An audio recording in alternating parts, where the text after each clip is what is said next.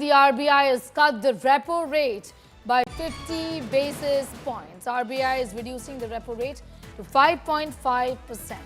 RBI cuts the repo rate for the third consecutive time, which also means that loans will be getting cheaper with this cut. So in a way, it's a good news essentially for borrowers here with the repo rate being cut down to 5.5%. It's good news, really. Decided to reduce, which is widely expected, the policy repo rate under the liquidity adjustment facility by 50 basis points to 5.5%. I repeat, the reduction recommended by the MPC is for 50 basis points to 5.5%. This is with immediate effect. Consequently, the standing deposit facility rate, which is the STF rate, shall stand adjusted to 5.25%. And the marginal standing facility MSF rate and the bank rate shall stand adjusted to 5.75%. My colleague Chetan Bhutani from Business Today is now joining us live. Chetan, I want to begin by asking you, of course, this comes as good news for borrowers there, with them getting some reprieve. Just talk to us, what would be the real impact on those who've taken loans, essentially?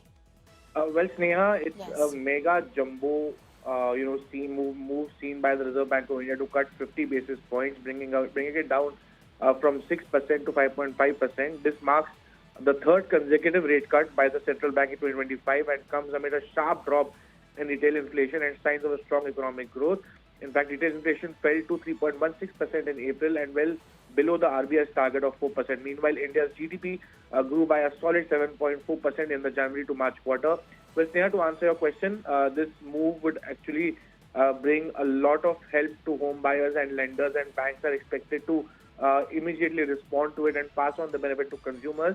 Also, Sneha, what's also to be understanding is the fact that RBI has now reduced the repo rate by 100 basis points and changed its stance from accommodative to neutral, indicating a data-driven approach moving forward.